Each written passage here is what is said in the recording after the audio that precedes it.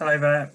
This morning at our service at New Road, we met on Zoom, and our readings were from Psalm 25, verses 1 to 10, from the Gospel of Mark, chapter 1, verses 9 to 15.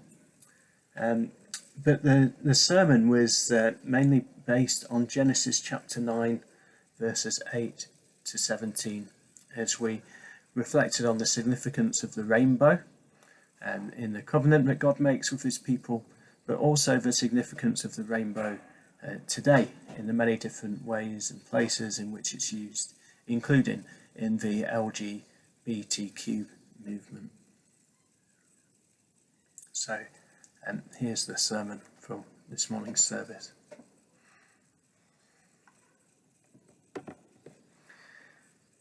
Have you ever tried to make something only to find that it goes so badly wrong that you end up throwing it in the bin just so that you can then start all over again? Now, in my experience, it's something that's happened most often with cooking. I've had mishaps with corn flour, onions that have been forgotten about and over caramelized, burnt, a sauce that splits. Now, even Helen, who's a very good baker, had a disaster with a birthday cake for James of the other year, and the cake crumbled apart and fragmented when being decorated. Even icing couldn't glue it back together, and an emergency replacement was commissioned with my mum because we were in church that morning, so we couldn't easily fix it. And that one that Mum baked didn't rise. Of course, James didn't know, but the cake that was eaten eventually on that day was attempt number 3. Now, of course, these are all fairly trivial moments when things have seemed to be so beyond redemption that we give up and start over again. Yet we might remember occasions where this has happened in a more serious situation, where we've given up on a project, a mess of a job, or even when we've given up on relationships or other people that we start to see as being beyond redemption. It seems easier to burn it all down, abandon everything, and start again elsewhere. Now, this morning, we've heard the end of the flood story from the book of Genesis. An account that's remarkable because it is God that acts in this way. In Genesis 6, we hear that God looks down on the human beings that he's created, and he can only see the all-pervasive effects of sin. He sees no option but to unmake creation, to dispose of humankind due to their wickedness and continually evil thoughts in their hearts. Humanity, it seems, is beyond saving. God regrets making them. That is, until God sees something favourable in Noah. Perhaps humanity should be spared after all and given a second chance to repopulate the earth. So Noah and his family are saved, as are a pair of each of the animals, the creeping things and the birds of the air. Now there's no hiding away from the sheer horror of the God who would blot out his creation, who would wipe out so many people and bring death and destruction on a widespread scale. This is a troubling story that we all too often sanitize for Sunday school and the like. Yet, at the end of the flood story, as we come across these verses this morning in Genesis, we find that the event changes something in God and in his relationship with creation, such that the first covenant is established, as God promises never to destroy the earth in such a way again. And the rainbow is given as a sign, as a reminder of God's promise. This reveals a lot to us about God and about the nature of his relationship with creation. We're quite used to speaking of Jesus Christ as being the means by which God knows of the struggles of humankind as he suffered and died at the hands of his creation. We see Christ as the exemplar of the compassionate nature of God. Yet what we see in the flood story, or at least at the end of it, is that God has always been compassionate and faithful and full of love. He's moved by this destruction. He's disturbed by it, cannot countenance doing such a thing again. Now, the story of a great flood is told in a number of myths from the ancient Near East and beyond. There was clearly a shared experience, a collective and deeply held memory of such a catastrophic event. And one of the most well-known versions of such a story comes in the Babylonian epic of Gilgamesh, where again we find that a man, Utnapishtim, is saved from the destruction wrought by the gods through the construction of a great vessel. And he's saved because of a tip-off from one of the gods who disagreed with this plan to destroy humanity.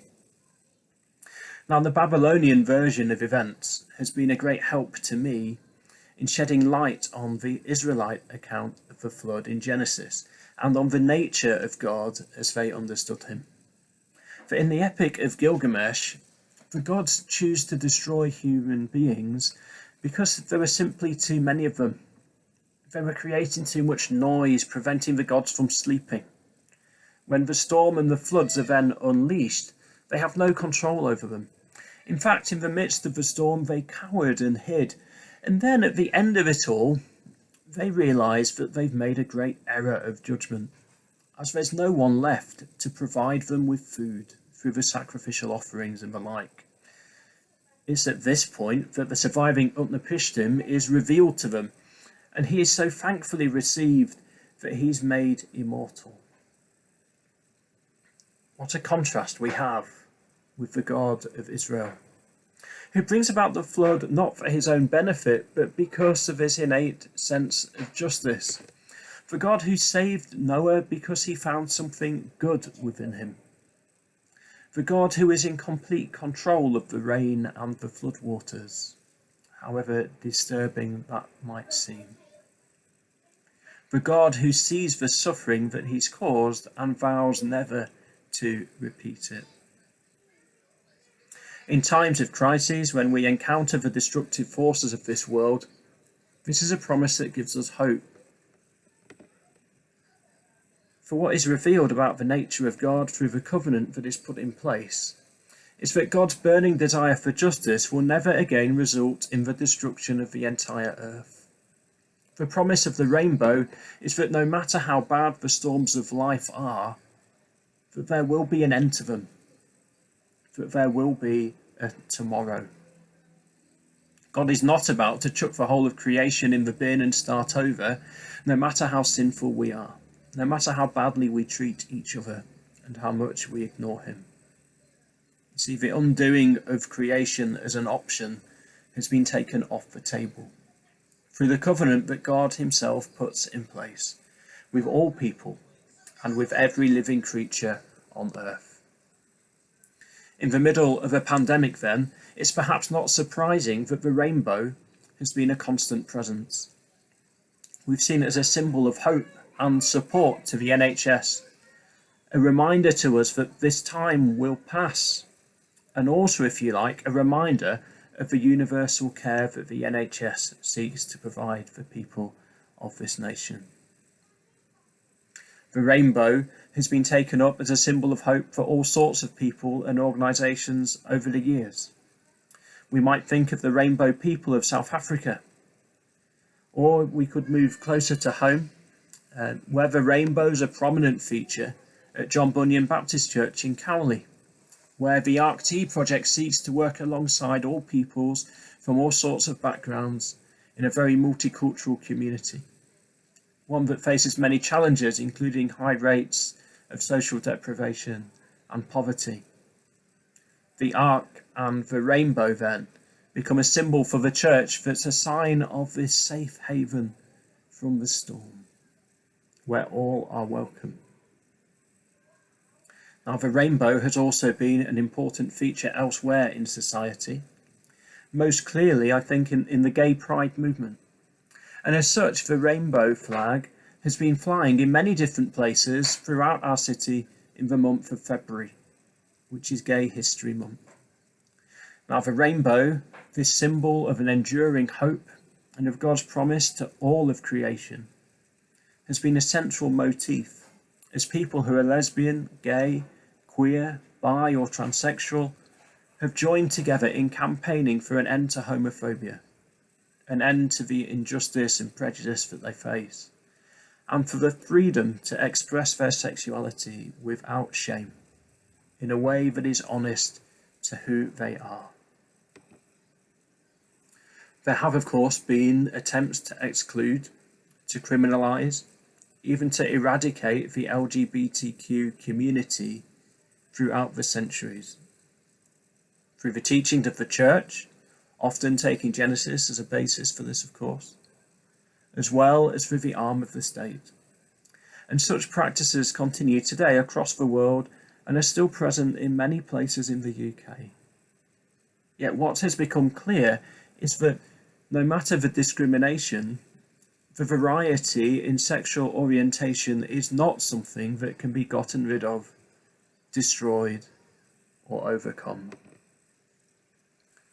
The more that churches walk alongside people from LGBTQ communities, the more they become aware of the great harm that is caused to people who have been forced to suppress their sexual identity. They see the pain that's experienced by the victims of conversion therapy.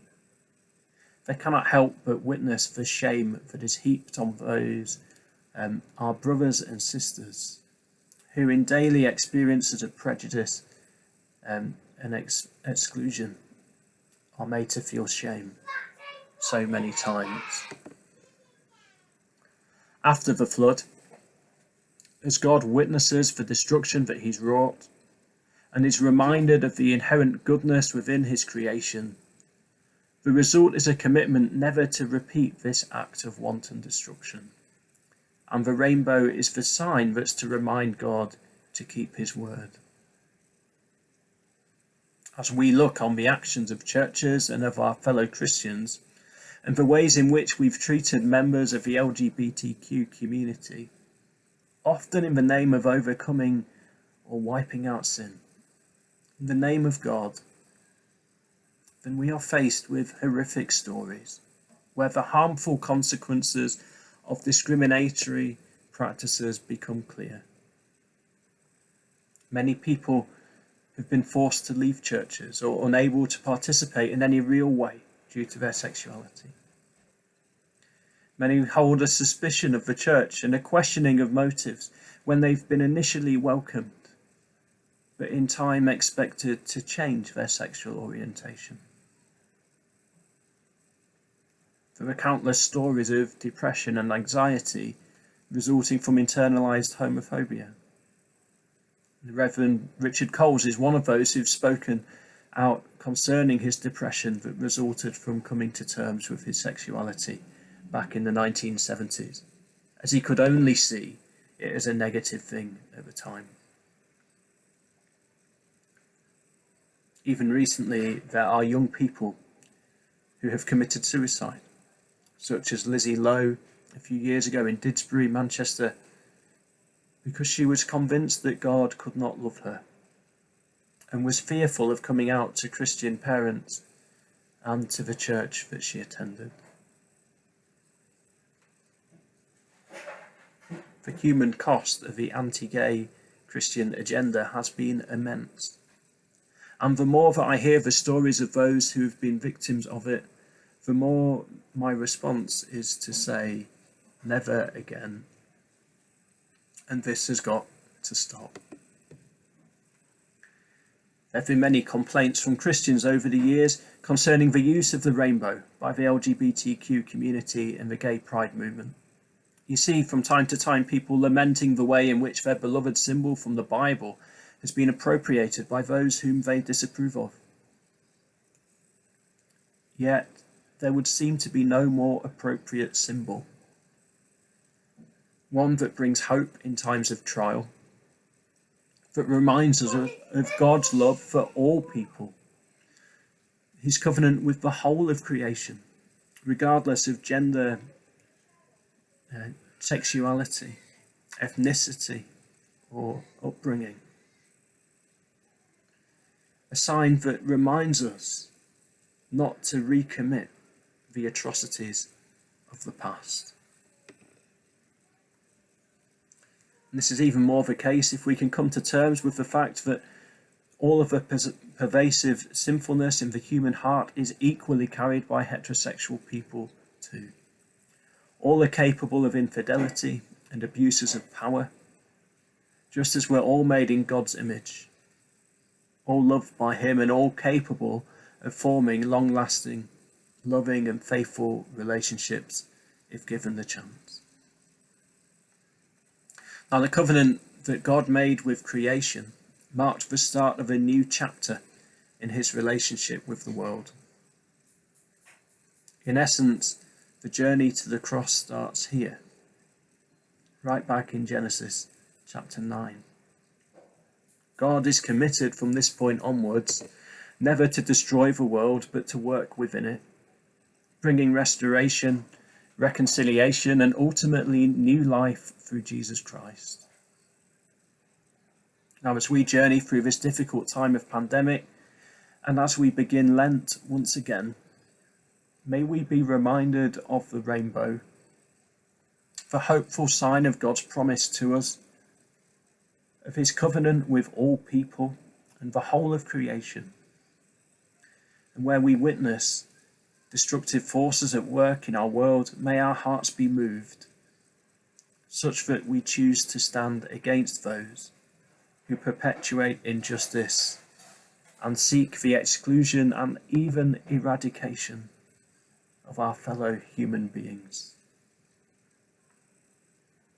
Ultimately, may we walk the way of Christ, the one who sacrificially gave himself as he met with those on the margins, bringing reconciliation, grace, and love as he continued on his journey towards the cross. Amen.